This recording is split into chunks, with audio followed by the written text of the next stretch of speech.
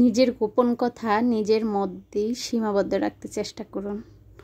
মনে রাখবেন, বরসার হাত যতই বিশ্বস্ত হোক না কেন, স্বার্থে আঘাত লাগলে মানুষ তার রূপ বদলাতে একটুও সময় নেয় না।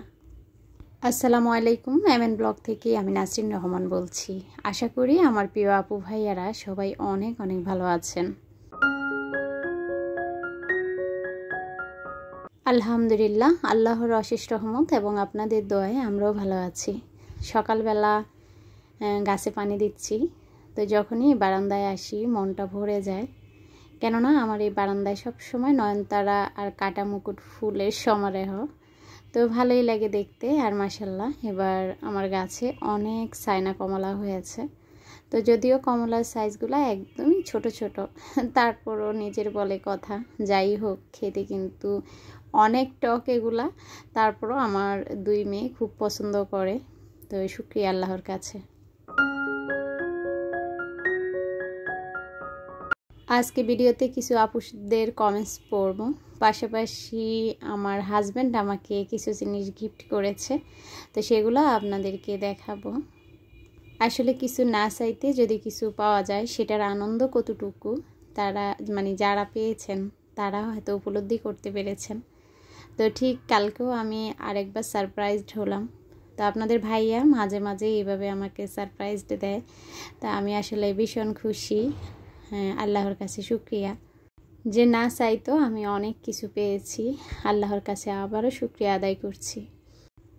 তো এই তো গাছগুলা যেগুলার গোড়া দেখলাম একটু একটু ভেজা ভেজা, সেখানে অল্প কিছু পানি দিয়েছি, আর যেগুলা বেশি শুকনা সেগুলাতে বেশি করে পানি দিয়েছি। তো আসলাম নিসামনির টেবিলের উপরের অংশ, দেখলাম খুব ধুলাবালি। আসলে বাচ্চা মানুষও নিচের অংশটুকুই মুছে, উপরের অংশটা একদমই মুছে না। আর যে আপুরা এই মুহূর্তে আমার ভিডিও দেখতেছেন, তারা নিচের টেবিলটা দেখলে ভাববেন এটা কি টেবিল নাকি ক্রাফটের কি বলবো, এটা দোকান আর কি।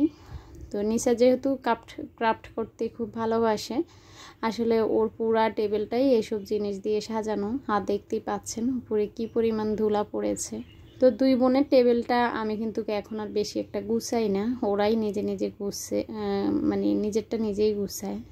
তো মাঝে মাঝে যখন দেখি ও খুব অলসতা করতেছে, মুছতেছে না, তখন আসলে মায়ের দায়িত্ব সেটা করে দেওয়ার, তো সেটাই করছি। তবে আবার যদি দেখে নিজের মতো গুছানো হয় না, তাহলে সে ঠিকই গুছাবে। তা আমি যখন ভয়েস দিচ্ছি তখন কিন্তু বিকালবেলা, তো সত্যিই কিন্তু আবার ওর টেবিলটা আবার গুছিয়েছে আর কি। হয়তো আমি অনেক জিনিস এদিক ওদিক করে ফেলছি, ঠিক মতো রাখতে পারি না।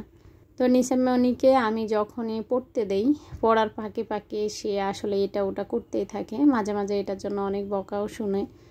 তো আসলে ও যে ক্রাফটের যে জিনিসগুলো বানায় আমারও ভালো লাগে, আপনাদের ভাইয়াও খুশি।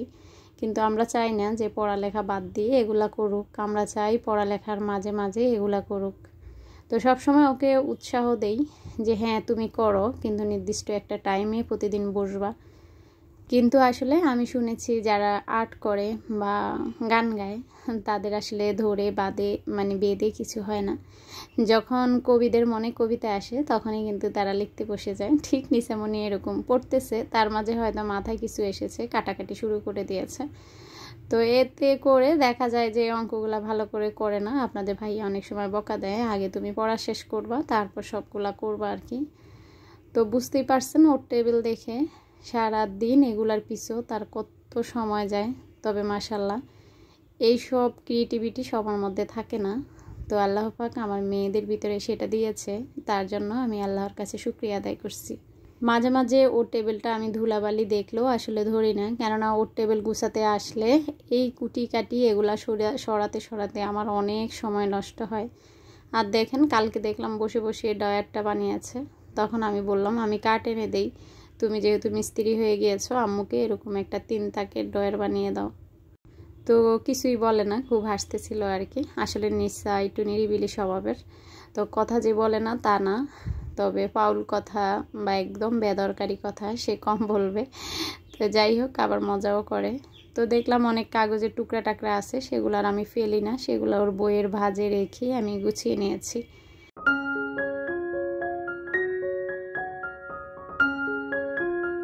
তো এই তো দেখতে পাচ্ছেন কত কুটি কাঠি। তো এগুলাতে যদি ধুলা পড়ে কত সময় লাগে মুছতে সেটা আপনারাই বুঝতে পারেন। আর এই যে ওর টেবিলের সাইডে একটা বইয়ের র্যাক এনে দিয়েছে আপনাদের ভাইয়া ওদের অতিরিক্ত বইগুলো এখানে রাখার জন্য। তো এটা যেহেতু কালো এত পরিমাণ ধুলাবালি পড়ে, তো নিচের কাজ হচ্ছে বাসায় নামাজ পড়বে, তারপর পড়ালেখা করবে, আর এই র্যাকটা সবসময় মুছে রাখবে। তো মাশাল্লাহ কালকেও দেখলাম নিচে এটা মুছে নিয়েছে। আর এই তো আমার গত ভিডিওতে আমার আপুরা আমার একটা বোতল দেখে খুব প্রশংসা করেছেন। আমি এখানে আরও 2টা বোতল কিন্তু DIY করে সাজিয়ে রেখেছি। আর এই ফটো ফ্রেমগুলোতে আমরা ফটো যেহেতু রাখি না, তো তার জন্য নিচে নিহা বিভিন্ন ছবি এঁকে সেগুলা সাজিয়ে রেখেছে। এখানে আমি দুপুরের জন্য রান্না করে নিচ্ছি। আর আজকে রান্না করব আমার বারান্দায় পুঁইশাক গাছ লাগিয়েছি। তো সেই পুঁইশাক গাছটা আপনাদেরকে আসলে কখনো দেখানো হয়নি, কেননা সেটা আমার ডাইনিং রুমের বারান্দায় একটা টবে পুঁইশাক লাগানো আছে। সেই পুঁইশাক গাছটা বেশিরভাগই বারান্দা দিয়ে নিচে ঝুলিয়ে দিয়েছি আমি। আজকে সেখান থেকে কিছু পুঁইশাক নিয়েছি আর ছাদ থেকে কিছু পুঁইশাক নিয়েছি, আর সেটা আমি রান্না করব কুচু চিংড়ি দিয়ে। তো প্রথমে আমি পেঁয়াজটা একটু ভেজে নিয়েছি, তারপর ছোট ছোট যে চিংড়ি মাছটা সেটা দিয়ে দিয়েছি এখানে হলুদ, মরিচ, লবণ আর একটু জিরা বাটা। অনেকেই কিন্তু শাকের মধ্যে জিরা বাটা দেয় না, তবে আমরা যখন পুঁই শাক আলু দিয়ে এইভাবে মাছ দিয়ে রান্না করি তখন কিন্তু জিরা বাটাটা ইউজ করি। আমার কালকের ভিডিওতে আমি আমার প্রিয় অনেক আপুর নাম নিয়েছি, তার মাঝে কিছু আপুদের নাম কিন্তু বাদও পড়েছে। তা আমি আপুদেরকে বলেছিলাম যে আপু তোমরা রাগ করো না। তা আমি জানি আমার লক্ষ্মী আপুরা রাগ করে না, হয়তো আমাকে দুষ্টামি করেই কমেন্টস করেছে। তার মাঝে রুহি সিম্পল লাইভ ব্লগ থেকে আপু আমাকে কমেন্টস করেছে যে আপু আমি কিন্তু রাগ করেছি। তারপর ফুলকলি ব্লগের আইডি থেকে আপু আমাকে কমেন্টস করলো যে আপু সবার কমেন্টস পড়লে আশায় থাকলাম কোনো একদিন আমার কমেন্টসও পড়বে। তো ফুলকলি ব্লগ আইডি থেকে আপু তোমাকে অসংখ্য ধন্যবাদ। তুমি সবসময় আমার ভিডিওগুলো দেখো ইদানিং। তো এইভাবে বোনটার পাশে থেকে সবসময় আমাকে সাপোর্ট করবা। তারপর জাহাঙ্গীর আলম আইডি থেকে আপু কিন্তু সবসময় আমার ভিডিওতে কমেন্টস করতো। তো অনেক দিন হয়েছে আসলে আমি আপুর কমেন্টসটা পাই না, তাই হয়তো কালকে বলিনি। তবে আপু তোমাদেরকে ভুলিনি, প্লিজ আপু রাগ করো না। তো রুহি সিম্পল লাইফ ব্লগ আপু তুমিও রাগ করবা না, আসলে একটা ভিডিওতে সবার নাম নেওয়া যায় না। আর তাছাড়া যে আপুরা সবসময় কমেন্টসগুলো করেছে মানে তারা কিন্তু বেশিরভাগই নীরব দর্শক, সেই আপুদের নামই আমি বলেছি। তার ভিতরে কালকে শারমিন আপু সুন্দর একটা কমেন্টস করেছে। তো শারমিন আপুর কমেন্টসের জন্যই আমি সবসময় অপেক্ষা করতাম। তো আমাদের শিশিরাপুর উসিলায় কিন্তু আমি শারমিন আপুকে খুঁজে পেয়েছি। তবে আমি যখন জানতে পেরেছি যে শারমিন আপু আমার আগে থেকে ভিডিও দেখে আমি খুব খুশি হয়েছি, জানেন না। কালকে শারমিন আপু আমার ভিডিওতে কমেন্টস করেছে আমি যে রান্নার রুম গুছিয়েছি, তা আপু বলেছে লাল লাল ফুলে কিন্তু ময়লা আছে, দেখতে ভালো লাগছে না। তা আপু আসলে শুধু লাল ফুলটাতে না, আমার বাসার সবগুলা আর্টিফিশিয়ালি ফুলে ময়লা হয়েছে। ইনশাআল্লাহ খুব শীঘ্রই আমি সেগুলো পরিষ্কার করে নিব। আসলে আপু একা হাতে কাজ করি, দেখা যায় সব কাজ আমি একসাথে করতে পারি না, তো আস্তে আস্তেই করি আর কি। আবার যেটা যেখানে রাখা সেটা সেভাবে রেখে দিই। তো এই ক্যাপসিকামটা কিন্তু একদম চোখের সামনে, তারপরে এটাকে যদি প্রতিদিন না মুছি অনেক ধুলাবালি থাকে। তো যাই হোক, আমি বলছিলাম আপনাদের ভাইয়া আমাকে সারপ্রাইজ দিয়েছে। তো কালকে বিকালে আসার সময় পোলটাটা হাতে করে নিয়ে এসেছে। তো ধরে আমি বুঝছিলাম যে এটাতে বাটি জাতীয় কিছু আছে, তারপর দেখে তো আমি মহা খুশি। তো দেখেন কি সুন্দর সুন্দর বাটিগুলো এনে দিয়েছে আপনাদের ভাইয়া, বলে 3 বাচ্চার জন্য 3টা বাটি এনে দিয়েছি, ওরা ইদানিং আসলে স্যুপ নুডলস খায় তার জন্য।